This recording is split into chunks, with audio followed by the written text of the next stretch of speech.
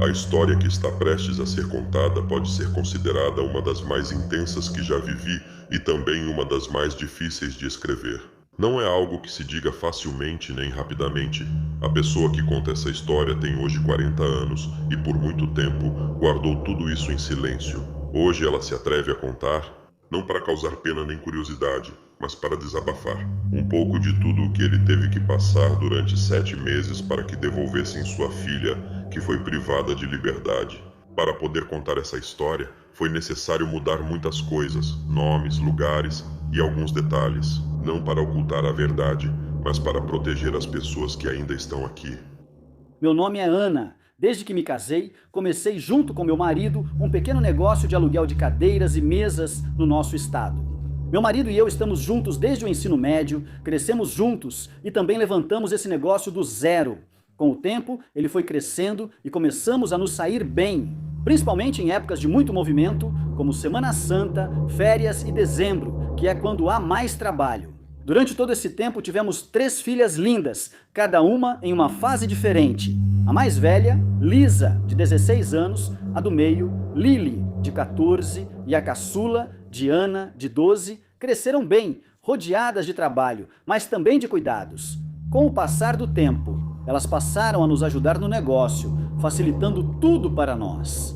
Aos poucos, compramos mais cadeiras, mesas, toalhas e chegamos a ter 2 caminhonetes para transportar tudo. Com o tempo, a minha filha mais velha, Lisa, já no ensino médio, começou a sair um pouco mais MIS.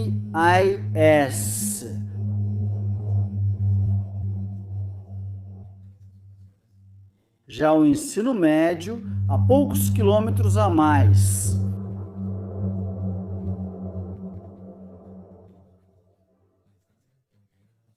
Para nós, parecia como se fosse até a China. O lugar não parecia tão perigoso. Quem iria? O que poderia acontecer se houvesse álcool? Se alguém tirasse alguma coisa que não devia? Chegamos até a pensar em ficar do lado de fora a noite toda, só para vigiar. Lisa já tinha saído antes, mas para Lily não era a primeira vez que pedia algo assim, e isso mexeu muito com a gente. Pensamos nisso várias e várias vezes. No final, decidimos dar permissão, mas com uma condição muito clara. Compartilhar a localização em tempo real durante toda a festa, desde a chegada até a volta para casa. Naquela mesma manhã, tínhamos entregue cadeiras, mesas e toalhas em um salão para um casamento grande, de cerca de 350 pessoas. Tudo estava bem, normal, mas já à noite, por volta das 10 horas, nos ligaram para avisar que o evento tinha terminado antes do previsto. Aconteceu que o noivo pegou a esposa beijando o irmão dele. O casamento foi cancelado e exigiram que fôssemos embora imediatamente. O salão, segundo diziam, era da família do noivo e quem tinha pago era a noiva. Tentamos negociar de todas as formas possíveis, mas não teve jeito, tínhamos que ir, então entramos no carro. Só meu marido e eu, enquanto minha mãe ficava em casa cuidando da Diana.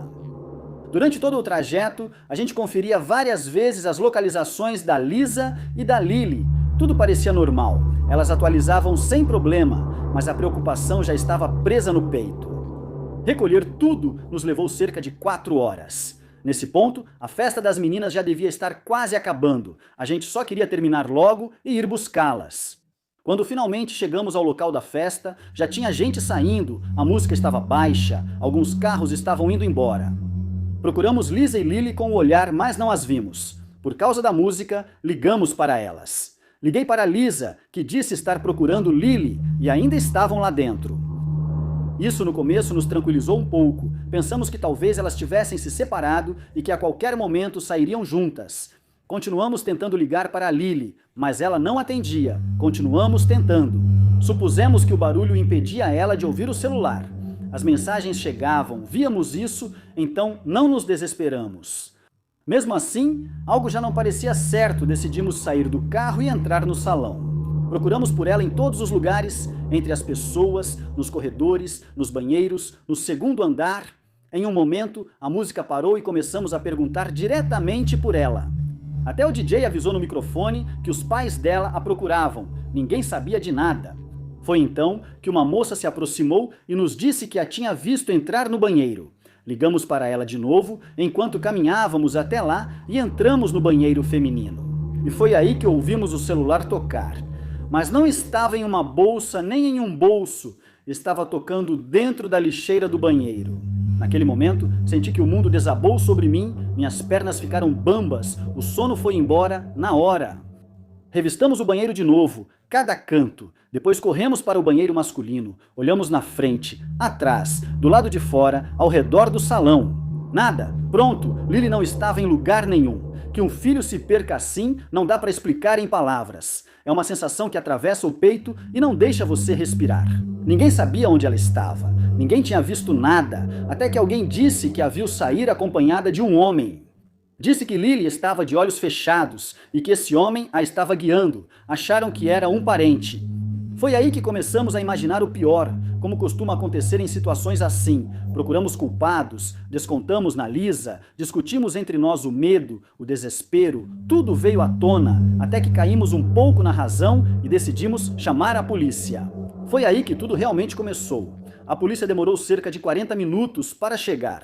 Para nós pareceu uma eternidade. Quando apareceram, chegaram 2 policiais. Desde o primeiro momento dava para perceber a atitude. Pareciam incomodados, como se estivessem nos fazendo um favor. Nem sequer desceram da viatura. Explicamos para eles o que tinha acontecido, que nossa filha tinha vindo a uma festa e que tinha desaparecido, que ninguém sabia nada sobre ela. Nem terminamos de falar e eles nos interromperam. Um deles disse que provavelmente ela tinha ido embora com algum rapaz, com algum namorado, e que o mais provável era que no dia seguinte ela aparecesse.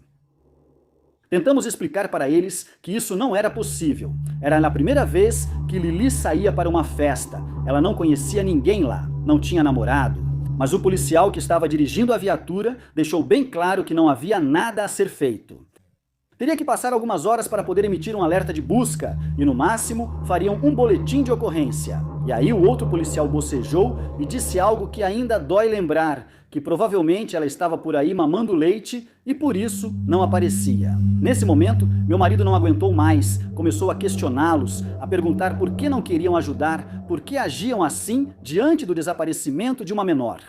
A reação foi imediata, eles desceram da viatura de forma agressiva e levaram meu marido. Foi tudo muito rápido. Levaram ele quase à força e nos disseram que, se quiséssemos tirá-lo de lá, teríamos que ir a um certo lugar. Esse foi outro golpe. Tudo estava acontecendo rápido demais e eu sentia que nem conseguia pensar. Quando levaram meu marido, senti que estavam tirando de mim o pouco que ainda me mantinha de pé. Eu estava tentando me manter firme pela Lily, pela Diana, pela Lisa e de repente também fiquei sozinha. Disseram para onde tínhamos que ir para tirá-lo. Quando cheguei naquele lugar, não queriam me atender, era só esperar por portas fechadas, olhares que evitavam o meu. Não permitiram minha entrada com minha filha mais velha, pois diziam que menores eram proibidos ali. Eu estava com medo, tinha que dirigir chorando, com a cabeça em pedaços, pensando em uma filha desaparecida e em um marido detido. Primeiro fui deixar a Lisa com minha mãe, porque não queria que ela visse mais nada daquilo. Depois voltei imediatamente ao lugar onde estavam com meu marido, quando finalmente alguém me atendeu. Me disseram que para tirá-lo de lá, eu tinha que pagar 20 mil pesos em dinheiro, porque, segundo eles, ele tinha ficado agressivo com os policiais. Eu não tinha esse dinheiro, fui ao banco, o banco não me deixava, cheguei. Tive que ir até minha esposa e pedir que me entregassem meu marido, que ele ficaria em casa, que não podia haver violência. Disseram que nem meu marido nem eu podíamos voltar. Então, me disseram que se isso fosse verdade, eu tinha que ir à promotoria fazer uma denúncia, e que se não, perante a lei. Minha filha ainda não estava desaparecida, que não havia provas de que ela tinha sido levada contra a vontade dela. Depois de um bom tempo, finalmente devolveram meu marido para mim. Quando o vi sair, algo dentro de mim se quebrou. Não era o mesmo homem que tinham detido algumas horas antes. Ele estava machucado, com o olho inchado, caminhava curvado, segurava o estômago como se cada passo doesse. Ele se apoiava nas paredes ou no que encontrasse para não cair. Eu perguntei o que tinham feito com ele, me disseram com toda tranquilidade que ele mesmo tinha provocado aquele estado, que ele tinha passado mal. Só eu sabia que isso era mentira. Impossível que alguém fizesse tudo aquilo consigo mesmo em tão pouco tempo. Não discuti mais. A única coisa que eu queria era tirá-lo dali, saímos e a partir desse momento começou outra corrida. Publicamos fotos da Lili em todas as redes sociais que conhecíamos. Facebook, grupos, páginas locais, perfis de pessoas que nos ofereciam ajuda. As pessoas começaram a compartilhar. Chegavam mensagens de apoio, palavras que tentavam me animar, embora eu sentisse que estava funcionando no automático. Esse foi o primeiro dia desde a última notícia da Lili. Na madrugada, combinamos acordar cedo para seguir procurando e levar meu marido ao médico. Mas quando tentei acordá-lo, ele não reagiu, não se mexia. Eu falava com ele, sacudia ele e ele não respondia. Tive que chamar uma ambulância. No hospital me disseram que eu não podia sair de lá. Minha mãe estava cuidando das minhas filhas. A família do meu marido estava longe. Quando saiu, o médico me explicou que ele estava muito delicado. Tinha fraturas nas costelas, uma hemorragia interna e uma pancada muito forte na cabeça. Ele precisava de pontos, era preciso esperar, ele estava em coma. Eu não saí do hospital durante 2 dias inteiros. Eu não queria que minha mãe saísse, pois não queria minhas filhas sozinhas, mas também não queria sair dali. Eu sentia que se eu fosse embora, algo pior poderia acontecer, como se, ao me afastar da maca do meu marido, tudo fosse acabar de desmoronar. Eu sentia que dava um passo à frente, mas ao mesmo tempo sentia que dava 2 para trás. Teve um momento em que fui ao banheiro, fechei a porta e lá eu desabei, chorei como nunca, mordi minha roupa para não gritar tão alto, sentei no chão. Não sei quanto tempo fiquei lá, mas tenho quase certeza de que foi mais de 1 hora. Perdi a noção do tempo. A cada minuto sentia que estava perdendo algo que não podia recuperar. Enquanto as horas passavam, pensava a mesma coisa repetidas vezes. Estou perdendo tempo e esse tempo é de filha. Voltei para o meu marido, me aproximei da maca dele, segurei sua mão e falei com ele. Eu disse para ele, por favor, reagir, que esse era o momento, que eu não aguentava tudo isso sozinha, que eu não era tão forte quanto as pessoas achavam, que eu precisava dele. Acorda, nem que fosse só para me olhar, eu queria que tudo isso acabasse. Minha mãe me ligou para dizer para eu ir para casa, trocar de roupa, descansar, nem que fosse um pouco. Eu não queria deixar meu marido sozinho, não queria deixar minhas filhas sozinhas. Mas eu já estava há mais de 2 dias sem dormir, sem comer direito, sem pensar direito, então juntei forças e fui. Já tinham se passado mais de 2 dias quando fui pela primeira vez à promotoria. Cheguei cansada, sem dormir, com a roupa que eu estava usando, desde o hospital. Me atenderam rápido demais, perguntaram o nome dele, a idade dele e me pediram algumas fotos, só isso. Não me perguntaram como tudo tinha acontecido, não me pediram horários, não me perguntaram quem estava com ela, não me disseram o que iam fazer, só me disseram para voltar amanhã. Isso me deixou com uma sensação estranha, como se não importasse, como se o que eu estava vivendo não fosse urgente. Aproveitei para mencionar o que tinha acontecido com os policiais, sobre meu marido, como o levaram, como o devolveram para mim todo machucado e me disseram de novo para voltar amanhã que estavam ocupados. Saí de lá com um vazio horrível. Obviamente. Continuei publicando fotos da minha filha em todas as redes sociais, no Facebook, em grupos, em redes, em páginas de bairros, onde fosse. Pedi ajuda aos amigos dela, aos familiares, aos conhecidos. Todos compartilhavam, todos diziam que estavam comigo nesses momentos. Isso era a única coisa que me sustentava. No dia seguinte, voltei à promotoria. Desta vez, levei mais fotos. Dessa vez, me entrevistaram, perguntaram como tudo tinha acontecido, que roupa ela usava, a que horas eu a tinha visto pela última vez. Disseram que abririam um inquérito, me deram um alerta de busca. E mais uma vez, se limitaram a dizer que estariam trabalhando no caso. Só se passaram alguns dias, não sei te dizer exatamente quantos, porque o tempo deixou de parecer normal, mas devem ter sido umas 3 ou 4 semanas. Quando percebi algo que até então eu não queria enxergar, estávamos ficando sem dinheiro, percebi da pior forma possível. Um dia, minha filha mais velha me ligou para dizer que o cartão não passou no supermercado, que quem teve que pagar foi minha mãe.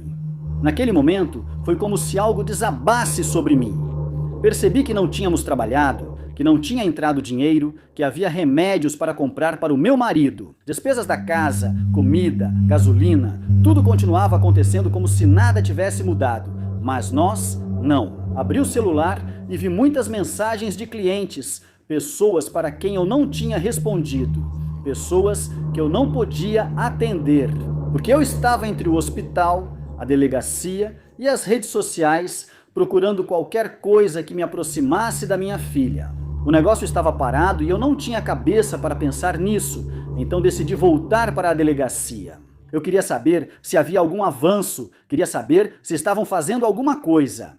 Quando cheguei, me disseram que não havia nenhum avanço, assim seco, como se fosse normal, como se o tempo não importasse. Foi aí que eu explodi. Fiz um escândalo com eles. Perguntei o que tinham feito durante todo esse tempo. Disse que minha filha estava desaparecida há semanas e ninguém me dizia nada. Foi então que um comandante saiu para perguntar qual era o problema. Pensei que ainda bem que ele apareceu, porque eu tinha muita coisa para dizer. O comandante me levou até o escritório dele, fechou a porta, me sentou na frente dele e me mostrou. A pasta de investigação abriu na minha frente, folha por folha. Não havia nada, nenhum avanço, nenhuma linha de investigação, nada. Ele me disse que havia muitos casos semelhantes, que não havia pessoal suficiente, que não dava conta de atender tudo. Ah, disse com um tom quase cansado. Como se estivesse me explicando algo óbvio, depois mudou o tom. Ele me disse que estávamos em um país onde tudo podia ser resolvido de uma forma ou de outra, e perguntou se poderíamos chegar a um acordo. Ele mesmo poderia liderar a investigação. Não só da minha filha, mas também a dos policiais que tinham agredido meu marido. Ele falou comigo como se estivesse me oferecendo um grande favor e eu disse a verdade que não tinha dinheiro. Foi então que ele começou a segurar meus ombros, a brincar com meu cabelo. Ele se aproximou demais, me disse que havia outras maneiras de resolver, que tudo dependia do quanto eu estivesse disposta a dar. Ali mesmo, no escritório dele, senti nojo, senti medo, senti raiva, mas acima de tudo senti desespero, porque eu só queria minha filha de volta. E finalmente fiz o que tive que fazer, cedi, fiz tudo o que estava ao meu alcance. Porque quando se trata da sua filha, a dignidade vira algo que a gente guarda para depois. Quando tudo acabou, me senti suja, vazia, mas pensei que pelo menos agora sim iriam procurá-la. Voltei, depois fui ao escritório dele de novo para perguntar sobre avanços. Ele fingia que não me entendia, me enrolava, me ignorava, falava de outra coisa. Comecei a chorar. Bem ali. Pedi para ele me dizer alguma coisa, qualquer coisa. Me disseram que se eu não fosse embora, iam me prender por perturbar a ordem pública. Quando saí de lá, não sabia o que fazer, já quase não tinha tempo, tinha economias, não tinha forças, mas precisava continuar. Comecei a trabalhar sozinha, ia distribuir mesas e cadeiras como pudesse, carregava, dirigia, arrumava tudo, para conseguir dinheiro rápido, para sustentar minha família, para pagar o básico, para qualquer imprevisto. Não havia opção de parar. Vendi um carro. Com isso consegui cobrir um pouco as despesas de casa, os remédios do meu marido, comida, gasolina. Era sobreviver dia após dia. Eu continuava sem saber nada da minha filha, não ia à delegacia, continuava publicando em grupos do Facebook, pedia ajuda a repórteres locais, escrevia mensagens longas explicando tudo. E foi aí que comecei a notar algo estranho. Começaram a chegar mensagens de pessoas que eram donas desses grupos, mas não eram mensagens de apoio. Me pediam para parar de postar a foto da minha filha, que eu publicava todos os dias, que já estavam cansados, que eu estava incomodando. Os repórteres pararam de me responder, foi como se, de repente, minha filha não importasse mais. Passou mais tempo, dias que viraram semanas, semanas que eu já nem sabia mais contar. Eu continuava sem saber nada de Lili e mesmo assim, todos os dias eu acordava com a mesma rotina. Verificar o celular assim que abria os olhos, procurar mensagens, checar notificações, ver se alguém tinha escrito algo novo, se alguém dizia tê-la visto, se alguém dizia ter alguma informação. Continuava publicando a foto dela em grupos do Facebook, em grupos de bairros, em grupos de compra e venda, em grupos de pessoas desaparecidas. Em qualquer lugar onde me deixavam, eu escrevia a mesma coisa repetidas vezes, mudando palavras, mudando horários, colocando mais detalhes, menos detalhes, como se isso pudesse fazer alguém reagir de forma diferente. E foi então que começaram a chegar outras mensagens. Mensagens de pessoas que diziam tê-la, pessoas que diziam saber onde ela estava, pessoas que diziam que, se eu quisesse mais informações, precisavam de dinheiro. No começo eu duvidei, mas quando você está desesperada não tem nada. Qualquer coisa parece uma possibilidade real. Nas primeiras vezes eu aceitei, transferi dinheiro, depositei, fiz o que me pediam, pensando que talvez, só talvez, dessa vez fosse verdade. Depois de enviar o dinheiro, eu esperava minutos, horas, até perceber que tinham me bloqueado, que não respondiam mais, que tudo tinha sido mentira. Isso fez com que o dinheiro acabasse rápido, rápido demais. E depois eu aprendi, comecei a fazer perguntas, coisas que só minha filha saberia. Qual era a comida favorita dela? Qual era a cor favorita? Como se chamava nosso cachorro? Detalhes pequenos do dia a dia. E aí eles se entregavam, paravam de responder, mudavam de assunto, ficavam irritados, eu confirmava o que já temia, só queriam se aproveitar. Enquanto isso, meu marido continuava sem reagir. Já era época de volta às aulas. Vinham mais gastos, uniformes, materiais, escolas, crianças. Minha mãe começou a me apoiar mais. Ela pagou a escola das minhas filhas, dava comida para elas, cuidava delas. Eu percebia que minhas filhas já só me viam chegar em casa para tomar banho, me trocar, comer algo rápido e sair de novo. Doía ver elas assim, doía não estar presente. Minha mãe foi um pilar, sempre será, diferente dos meus irmãos que diziam que ela não tinha nenhuma responsabilidade. A família do meu marido durante todo esse tempo nunca apareceu, nem mesmo para perguntar como eu estava. E olha que sempre pediam dinheiro para ele, tudo bem. Houve momentos em que comecei a pensar o pior, não porque eu quisesse, mas porque a mente se cansa de esperar, porque o silêncio pesa mais do que qualquer palavra. Foi então que me aproximei de grupos de mães buscadoras. No começo eu tinha medo, não sabia se estava preparada para ver o que elas viam. Mas também sentia que se eu não fizesse algo a mais, estaria falhando com a minha filha. Com elas aprendi outra realidade, aprendi a caminhar devagar, a observar o chão, a ficar em silêncio quando era necessário. Vi como elas procuravam por covas, vi como cavavam com as mãos, com paz, com o que tivessem, vi como encontravam restos e vi algo que jamais vou esquecer. Como elas falavam com eles, falavam de forma carinhosa, falavam com afeto, como se soubessem que alguém estava ouvindo. Já estamos indo, filha, não se preocupe, sua mãe já te encontrou, você já está comigo. Cada vez que encontravam algo, eu sentia que meu coração ia sair do peito. Pensava que talvez ali estivesse Lily. Me aproximava com medo, observava, procurava detalhes, roupas, tênis, sapatos, alguma pulseira, aparelho nos dentes, qualquer coisa que eu pudesse reconhecer. E nunca era ela. Isso era um alívio e uma dor ao mesmo tempo. Alívio porque não era ela, dor porque ela continuava desaparecida. Dezembro chegou sem que eu percebesse. Um dia eu estava lá acompanhando as mães que procuravam e nesse dia me afastei um pouco, sentei sozinha. Fazia muito tempo que eu não fazia isso, mas falei com Deus, pedi forças, pedi que Ele me ajudasse a continuar, que me desse algo, qualquer coisa para eu não desistir. Fechei os olhos, chorei em silêncio, sentia que já não aguentava mais. Foi então que alguém me interrompeu enquanto eu estava sentado, com a cabeça baixa e as mãos tremendo. Senti que alguém se aproximou, não levantei o olhar imediatamente. Achei que fosse alguma das outras mães, mas a voz que ouvi não era conhecida. Era um homem, estava muito bem vestido, usava um terno escuro, o cabelo penteado para trás, limpo, arrumado. Ele não tinha cara de frequentar aqueles lugares, não parecia alguém que andasse por ali. Ele falou comigo com calma, como se soubesse exatamente pelo que eu estava passando, disse algo como que achava saber quem poderia me ajudar. Ele não disse com absoluta certeza, falou como quem joga uma última carta. Me deu o nome de um restaurante e disse para eu perguntar por uma senhora em específico.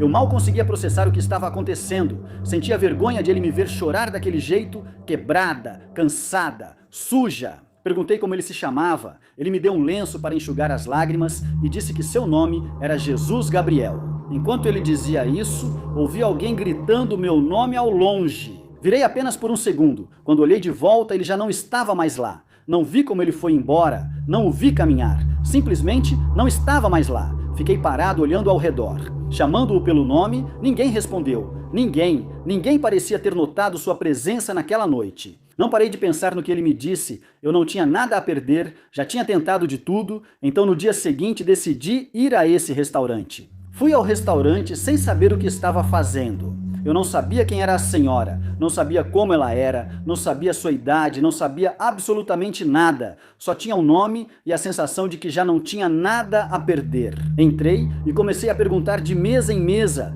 Eu me aproximava com vergonha, com medo, perguntando se conheciam essa senhora. As pessoas me olhavam estranho, alguns balançavam a cabeça dizendo não, outros nem sequer me respondiam. Eu já me sentia ridículo, deslocado, cansado. Pensei que talvez tudo tivesse sido fruto do cansaço, do estresse da minha mente, procurando uma saída onde não havia. Até que um garçom se aproximou de mim e me perguntou o que eu estava procurando. Para aquela senhora, expliquei assim, sem rodeios, que eu acreditava que ela poderia me ajudar a encontrar minha filha. Não contei tudo para ela, só isso. Ela me pediu para esperar um momento, voltou e me disse para acompanhá-la. Me levou para o segundo andar e ali tudo mudou. Havia homens altos, de terno preto, sapatos bem engraxados, não falavam, não se mexiam muito. Alguns tinham armas visíveis, outros não, mas dava para perceber, e lá estava a senhora. Era uma mulher mais velha, usava brincos grandes, pulseiras de ouro, me olhou diretamente e perguntou em que podia me ajudar. Contei tudo para ela desde o começo, parte por parte, sem pular nada, sem chorar no início, mas minha voz foi ficando embargada conforme eu avançava. Quando terminei, ela pegou minhas mãos e disse que teria prazer em me ajudar. Disse que me levaria para a casa dela, que ia chamar o filho dela para vir me ajudar. Eu não sabia quem era o filho dela, não sabia como ele se chamava, não sabia com o que ele trabalhava, nada. Ao sairmos do restaurante, tudo aconteceu rápido e não tive tempo de pensar. Subimos em uma caminhonete tipo Suburban. Eu não estava sozinho na frente, e atrás vinham outros veículos, uma caminhonete de cabine dupla e um carro esportivo. Tudo seguia em silêncio. Foi aí que entendi que aquela senhora não era qualquer pessoa. Eu estava sentado com a cabeça cheia de pensamentos, o corpo cansado, as roupas cheirando a suor e a rua. Eu me sentia deslocado. Pensava nas minhas filhas, no marido em coma e em tudo o que aconteceu em tão pouco tempo. Chegamos à casa dela já de noite, devia ser umas 10 horas. Uma casa grande, iluminada, com gente por toda a parte. Entrei com medo, mas também com aquela sensação estranha de que já tinha cruzado uma linha da qual não havia retorno. A senhora me disse que o filho dela já estava a caminho. Pediu para eu me sentar e deu instruções para que me trouxessem algo para comer. Eu não estava com fome, não conseguia pensar em comida, mal conseguia me manter sentada.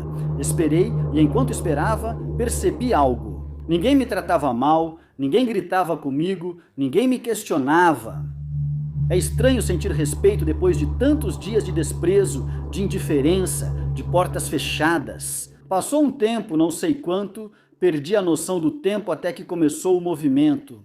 Eu não achei que fosse ser tão rápido, ninguém me avisou que já estava vindo. Essa pessoa que supostamente ia me ajudar estava sentada esperando, com a cabeça toda bagunçada. Quando de repente comecei a ouvir barulho, lá fora não era um carro, eram vários, dava para ouvir motores, portas se fechando, passos, muito movimento. Foi aí que algo dentro de mim começou a apertar ainda mais. Quando eu olho, começo a ver muita gente entrando, não entravam correndo nem fazendo escândalo, mas dava para perceber que não era algo normal. Eu não sabia nem para onde olhar e então eu vi. Essa pessoa não entrou gritando nem xingando, entrou normalmente com o olhar bem erguido, confiante.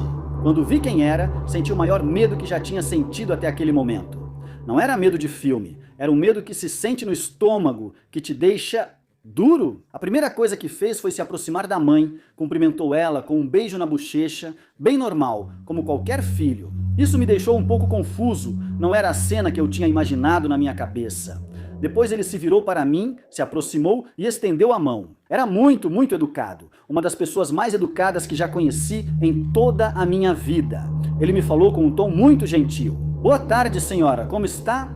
Isso fez com que eu perdesse um pouco o medo, mas não o respeito dessa pessoa.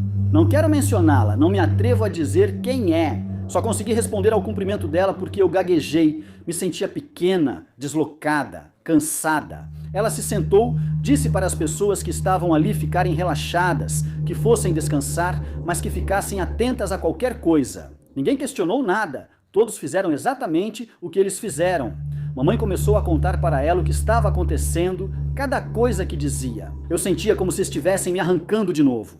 Tudo o que tinha acontecido, tudo o que vivi, e cada vez que ela contava um detalhe horrível, ele olhava para mim, não tirava os olhos de mim, não me olhava com deboche, não me olhava com pena, me olhava como se estivesse entendendo exatamente o que eu tinha passado. Antes de me pedir a foto, essa pessoa ficou me olhando por alguns segundos. Não foi desconfortável, mas foi pesado, como se estivesse avaliando, pedindo algo que não se diz com palavras. E então ele falou comigo, disse algo como: "Bom, senhora, vou ser franco, eu sou fulano de tal, eu comando tudo isso aqui, mas antes de qualquer coisa, também sou pai." Isso foi a primeira coisa que me desarmou. Ele disse que entendia o medo, que entendia o desespero, e que por isso ia me ajudar, que não ia me pedir nada, que queria me ajudar a encontrar minha filha, que se Lili ainda estivesse no México, ele ia encontrá-la por mim. Depois disso, ele me pediu uma foto, disse que queria vê-la, que precisava vê-la para poder mandar sua equipe procurá-la. Peguei o celular com as mãos tremendo, tinha tantas fotos salvas que não sabia qual escolher. Deslizei várias vezes e no final abri uma qualquer, uma em que ela estava sorrindo, uma de antes de tudo isso, uma de quando ela ainda não sabia o que era o medo. Quando mostrei para ela, ela não ficou olhando atentamente. Ele não fez comentários longos, só me disse que também tinha uma filha e que ela tinha mais ou menos a mesma idade. Depois pegou meu celular, tirou uma foto da tela, me devolveu e saiu da sala para o quintal. Ele não foi muito longe, mas o suficiente para falar ao telefone. De onde eu estava sentada, eu podia vê-lo. Tudo estava acontecendo rápido demais para mim. Eu não conseguia processar nada. Sentia que meu corpo estava ali, mas minha cabeça ficava para trás, tentando entender o que estava acontecendo. Mesmo assim, consegui ouvir o que ele dizia. Ouvi claramente. Quando ele disse que já tinha enviado uma foto e pediu para procurarem minha menina pelo nome, pediu para procurarem direito. Depois ele começou a mencionar coisas que eu não entendia, nomes, cargos, palavras que pareciam códigos. O que eu entendi e depois confirmei foi que ele mandou chamar o comandante da promotoria. E também ouvi que ele pediu pelos policiais que tinham agredido meu marido. E teve uma parte que eu nunca vou esquecer, porque ele até gritou. Ele disse que eles sabiam muito bem quem eram, que tinham 26 minutos para aparecer ali. Que senão, ele mesmo iria até onde eles estivessem, e garantiu que eles não iam gostar, e desligou. Eu não entendia nada, não podia acreditar que fosse tão fácil assim. Eu passei meses batendo em portas, implorando, esperando qualquer sinal, e agora parecia que com uma única ligação as coisas estavam se movendo, coisas que ninguém tinha querido mexer. Ele voltou a sentar como se nada tivesse acontecido. Eu olhava para ele sem saber o que dizer, não sabia se agradecia, não sabia se perguntava, tinha medo de falar algo que não devia. Ele percebeu e com toda tranquilidade me disse: "Não se preocupe, senhora, agora você vai ver como tudo começa a se ajeitar." Passaram alguns minutos e eu sentia o coração na garganta. Eu não achei que fosse tão rápido, de verdade, eu não pensei. Ninguém avisou que estava vindo ou que já tinha chegado. Eu seguia sentada no mesmo lugar, com o coração ainda acelerado. Por tudo o que eu tinha acabado de ouvir naquela ligação que ele fez, eu ainda estava tentando entender o que tinha acontecido, porque tudo tinha sido muito rápido, rápido demais para mim. De repente comecei a ouvir barulho lá fora, não foi de uma vez. Primeiro ouvi carros, depois portas se fechando, muitas portas, depois passos, e não eram passos normais, pareciam apressados, mas não estavam correndo, era como quando as pessoas chegam sabendo que não podem se atrasar. Eu não me mexi, não perguntei nada, não queria nem me levantar, tinha medo de falar, tinha medo de dizer algo que não devia. Achava que se falasse algo, poderia estragar alguma coisa, sem saber exatamente o que. Então eu vi eles entrando um por um, e quando eu vi direito, senti um vazio no estômago, porque eu reconheci. Eram policiais. Alguns deles eu já tinha visto antes, os mesmos que tinham batido no meu marido. Assim que me viram, o rosto deles mudou. Isso eu nunca vou esquecer. Não foi uma surpresa normal. Foi como se algo tivesse caído em cima deles. Como se eles não esperassem me ver ali sentada. Alguns nem sequer olhavam diretamente para mim e outros viravam rápido, abaixavam o olhar. Eu estava ali, sem me mexer, com as mãos geladas, vendo eles passarem na minha frente. Essa pessoa se levantou, não gritou, não começou a xingar, cruzou os braços, olhou para eles e disse, apontando para mim: "Vocês reconhecem a senhora?" Eles disseram que sim, alguns só balançando a cabeça, outros sem levantar o olhar, e foi aí que tudo começou. Ele começou a falar para ele sobre meu marido, sobre como o deixaram, que ele estava em coma, que eu tinha ido pedir ajuda e tinham fechado a porta para mim. Minha filha desapareceu e ninguém fez nada. Eu estava sentada ali, ouvindo tudo. Cada coisa que ele dizia era como reviver aquilo, era sentir tudo de novo. Mas agora, na frente deles, na frente das mesmas pessoas que me disseram que não podiam fazer nada, quando chegou a vez do comandante, foi ainda pior. Ele afirmou saber exatamente o que tinha feito, como conduziu o caso e o que me pediu no escritório. Depois, disse que precisava escolher agora. Que pensasse bem se preferia que isso acontecesse com ele, com a esposa dele ou com as filhas dele, que pensasse bem, porque dessa vez ele não ia escapar. Eu não conseguia pensar em nada além da Lili, em onde ela estaria, se ainda estava viva, se eu ia vê-la de novo. Passou um tempo, não sei quanto, talvez 2 horas, talvez mais. Eu não sabia o que fazer com as mãos, elas estavam frias, suando. Eu sentia o coração na garganta. E então tocou o telefone tocou e eu senti que meu corpo desabou. Não fui eu quem atendeu, foi ele. Eu só via como ele falava, como assentia com a cabeça, como ficava em silêncio, ouvindo. Eu não conseguia ouvir o que diziam do outro lado, mas algo no rosto dele mudou. Não foi alegria, não foi alívio imediato, foi algo estranho, como quando você ainda não se atreve a acreditar. Ele desligou, ficou parado por alguns segundos, sem dizer nada. Eu não perguntei, não consegui, foi ele quem falou. Disse algo como que já tinham encontrado ela, que ela estava viva, que estava saindo assim. Quando ouvi a palavra viva, senti minhas pernas ficarem bambas. Não chorei, não gritei, não fiz nada. Fiquei paralisado, como se meu corpo não soubesse o que fazer com essa informação. Eu passei meses me preparando para o pior, meses imaginando cenários horríveis, meses dormindo com medo de me ligarem para dizer que já tinham encontrado ela, mas não viva. E agora me diziam isso, eu não soube o que sentir.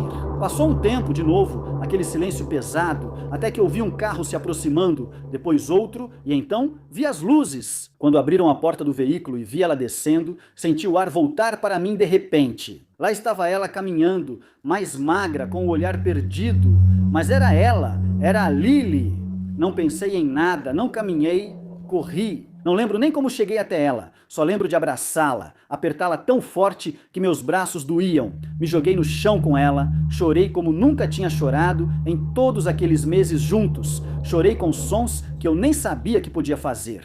Eu não queria soltá-la, não queria me levantar, não queria fechar os olhos. Tinha medo de que, se eu fechasse os olhos, tudo desaparecesse. Ela também chorava, me abraçava, me chamava de mamãe uma e outra vez, como se precisasse ter certeza de que era real. Naquele momento não existia mais nada, não existia polícia, não existia promotoria, não existia ninguém, só minha filha e eu. Depois de um tempo, ele se aproximou, me disse para me levantar, para me acalmar.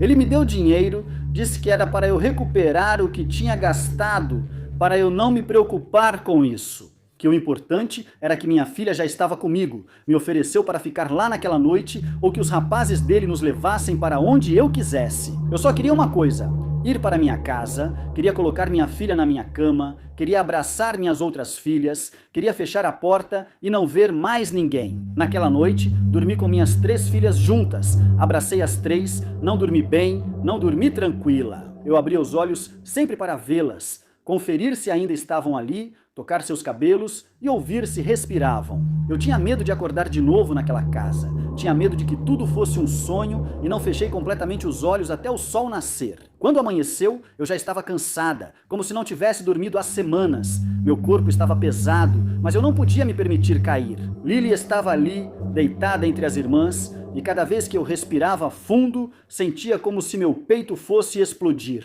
Não conversamos muito naquela manhã, não perguntei nada, não quis saber detalhes, só preparei o café da manhã para ela, coloquei roupa limpa, sentei ao lado dela enquanto comia. Embora ela mal tenha tocado na comida. Eu a via mexendo a colher e sentia um nó na garganta porque ela continuava sendo minha menina. Mas algo no olhar dela já não era igual, não era o mesmo, havia silêncios que antes não existiam. Nesse mesmo dia fui ao hospital. Não queria deixar minhas filhas sozinhas, mas também não podia continuar sem ver meu marido. Eu sentia culpa por tudo, por ter saído naquela noite, por não ter estado lá, por ter sobrevivido enquanto ele estava daquele jeito.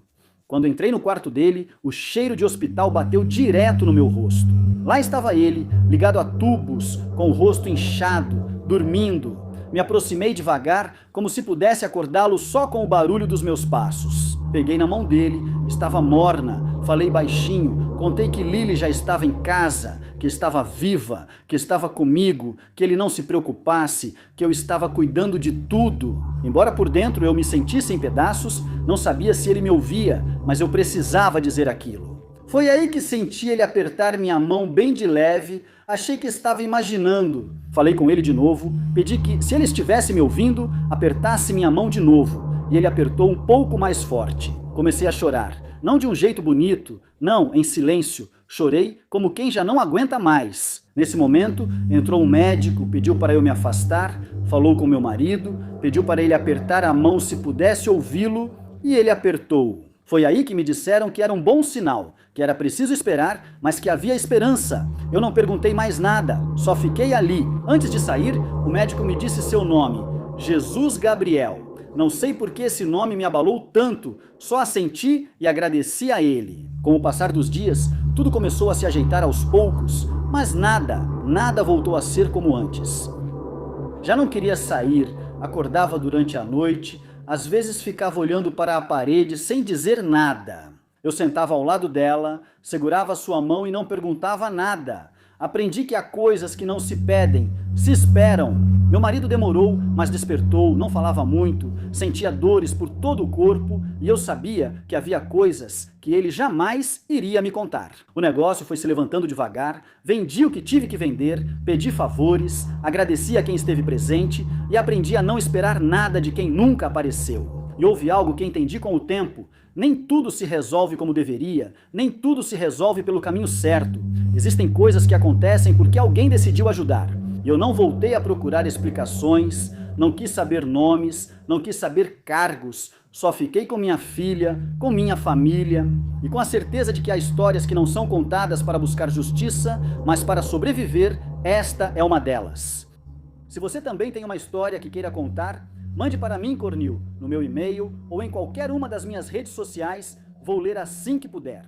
Muito obrigado por assistir ao vídeo. De verdade, isso ajuda muito se você der like, comentar ou compartilhar. E se você gosta desse tipo de conteúdo, pode se inscrever. Eu agradeço muito, a gente se vê na próxima